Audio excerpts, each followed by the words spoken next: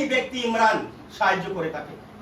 আমি ব্যক্তিগতভাবে বলবো, আমি বারংবার বলবো, বুক টুকে বলবো, এই ধরনের ব্যক্তি লাখের মধ্যে একজন ইমরান হোসেন।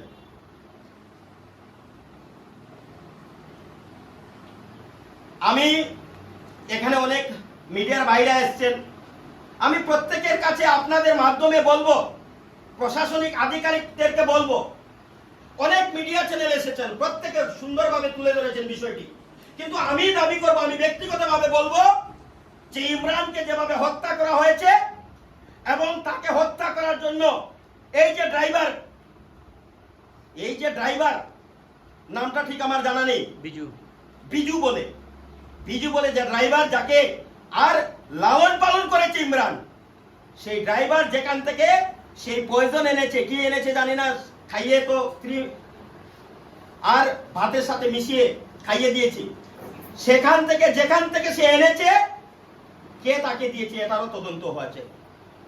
কারণ আজকে যেখান থেকে এনেছে, যে ব্যক্তি, যে ফার্মেসি বলুন, যে দোকানদার বলুন, যে পয়জনটা দিয়েছে, হয়তো আগামী দিনে অন্য কেউ দিতে পারে, তার জন্য ওরও উচিত শিক্ষা হওয়া প্রয়োজন মনে করি আমি।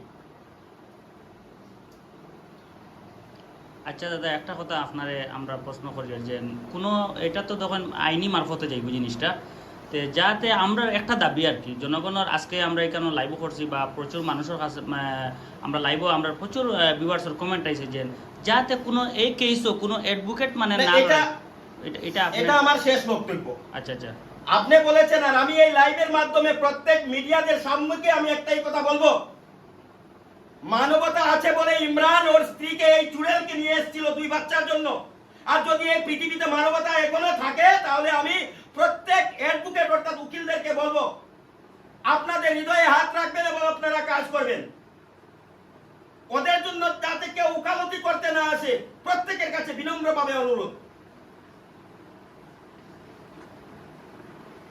আমি এই কাছাড়ের যত উকিল রয়েছেন, বার অ্যাসোসিয়েশনের যারা রয়েছেন, প্রত্যেককে অনুরোধ করে বলবো, ভাবুন একবার, স্ত্রীকে কিভাবে মর্যাদা দিতে হয়, স্ত্রী কলঙ্কিত স্ত্রী, তারপর মর্যাদা কিভাবে দিতে হয় একমাত্র ইমরান জানে।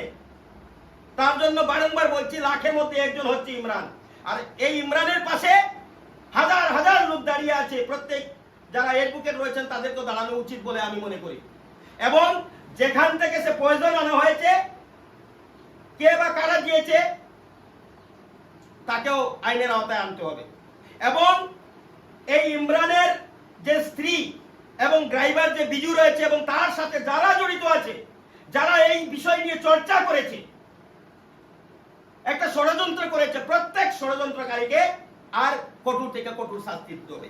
এই শাস্তি যাতে আগামী দিনে একটা ইতিহাস সৃষ্টি করে, ইমরান যেভাবে এতদ অঞ্চলে ইতিহাস সৃষ্টি করেছে, সকলের হৃদয়ে আছে, ঠিক তদ্রুপ এই কেস একটা ইতিহাস সৃষ্টি হোক, কঠোর থেকে কঠোর শাস্তি দেওয়া হোক, না হলে আগামী দিনে আরো অনেক ইমরানের হত্যা হবে। আর একটা ইমরান হত্যা হয়নি, যাদেরকে ইমরান সাহায্য করছে তাদের হত্যা হয়েছে, বলবো আমি, মানবতার হত্যা হয়েছে।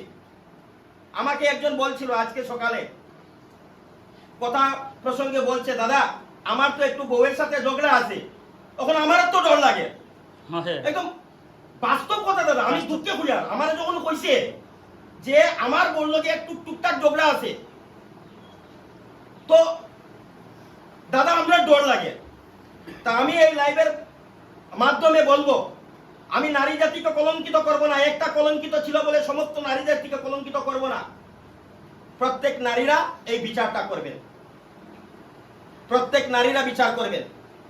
আর বলার কিছু নেই এখানে, আমি যদি কিছু বলি হয়তো নারী জাতিরা ওদের অপমান হচ্ছে, মনে রাখতে পারেন, মনে করতে পারেন, আমি নারী জাতিকে অপমান করব না।